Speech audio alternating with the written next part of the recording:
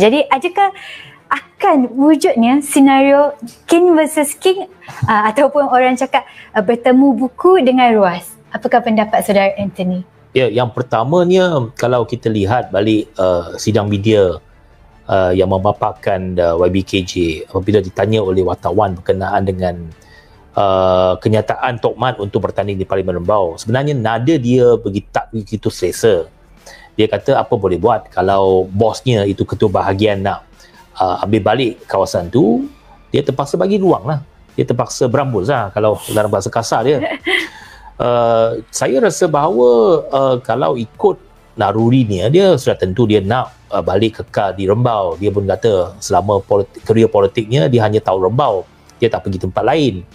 Jadi pendiriannya saya rasa dia nak kekal berada di Rembau.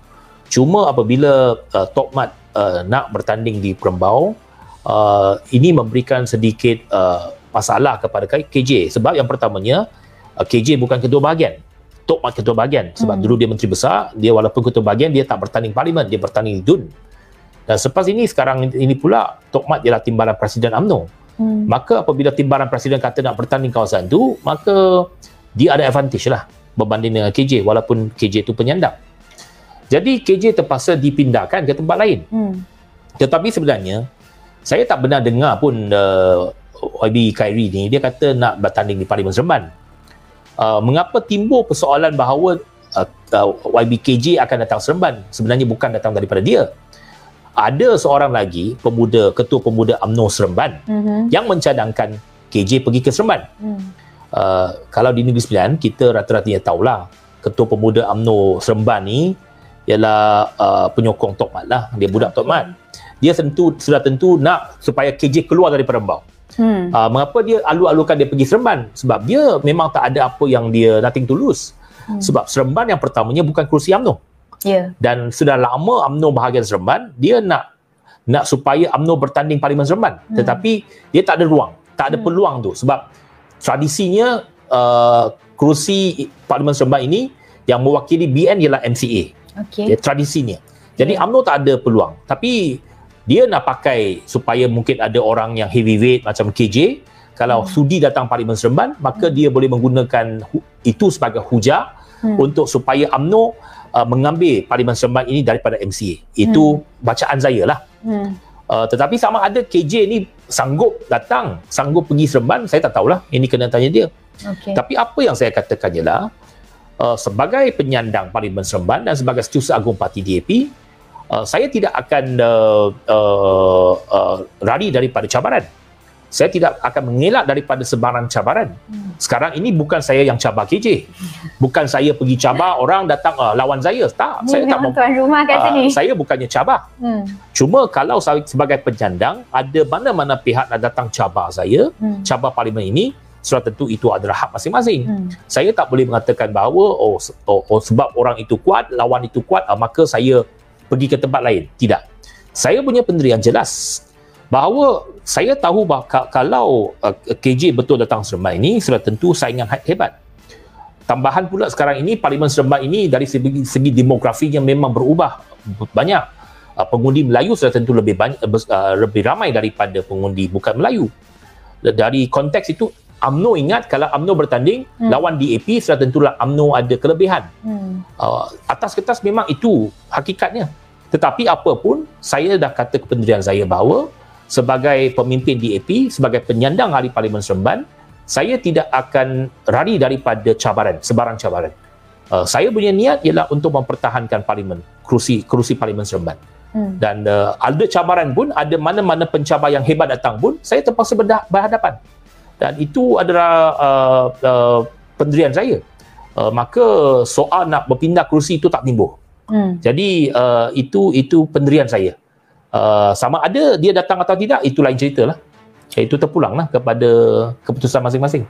Adakah saudara Anthony dah merasakan ada percaturan yang berbeza pada kali ini di Negeri Sembilan? Adakah akan berlakunya perubahan di mana, sebab walaupun itu memang kerusi, orang cakap kerusi tradisi lah MCA, tetapi MCA macam tidak begitu berlaku di Negeri Sembilan buat masa kini.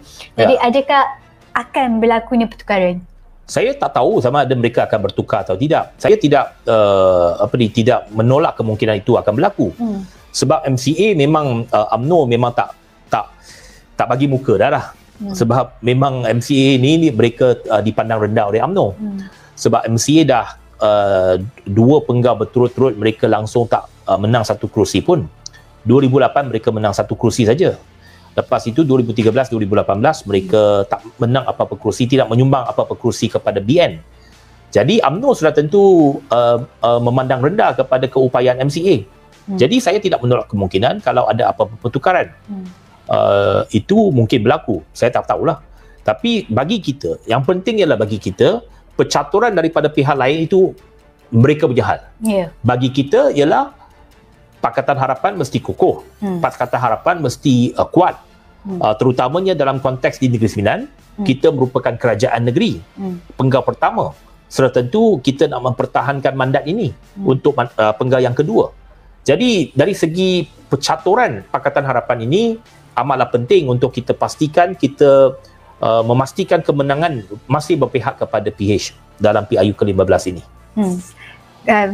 Sekiranya nak sambung sikit topik ini, ada tips tak ataupun inside news ke mana KJ akan bertanding? Itu saya dah tahu.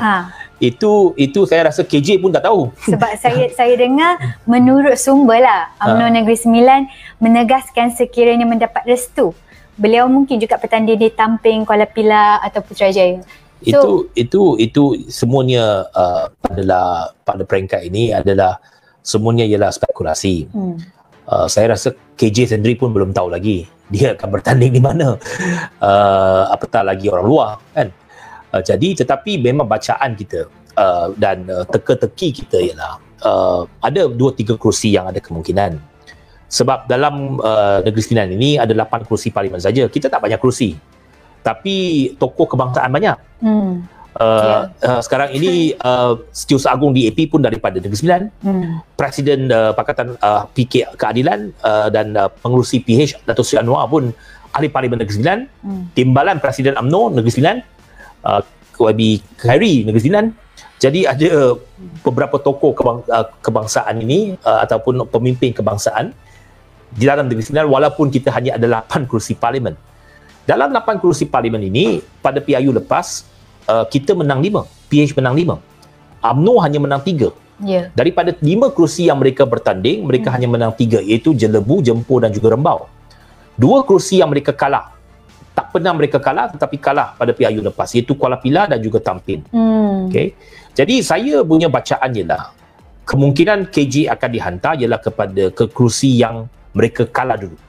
Supaya kalau dah kalah, mungkin dia tak ada penyandang, dia mudah untuk meletakkan calon baru.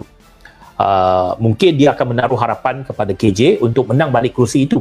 Itu saya punya bacaan lah. Jadi 2 kerusi yang UMNO kalah, yang tidak melibatkan pertukaran dengan parti komponen lain ialah antaranya ialah Tampin dengan Kuala Pilah. Tampin di sebelah Rembau saja.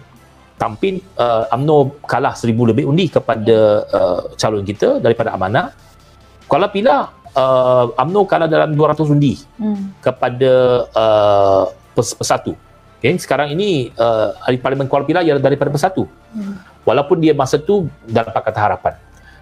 Tapi 2 kerusi ini ada kemungkinan Kuala Pilah dengan Tampin. Dan tambahan ada juga ura-ura kata dia juga mengintai kerusi Parlimen Port Dickson. Tapi Port Dickson kalau selagi bacaan saya ialah selagi Dato' Sri Anwar bertanding di Parlimen Port Dickson, saya yakin Khairi tak akan pergi ke Port Dickson untuk mengambil risiko yang besar seperti itu. Jadi bacaan saya sama ada Kuala Pilah ataupun di Tampin. Jadi kita lihat kat Negeri Sembilan ni, jangan tengok dia Negeri Sembilan bukan kat Selangor ataupun KL, tapi dia punya persaingan dengan jalan cerita bahkan menjadi sangat-sangat menarik. Dramatik. Dramatik yang kita akan nantikan pada PRU yang akan datang.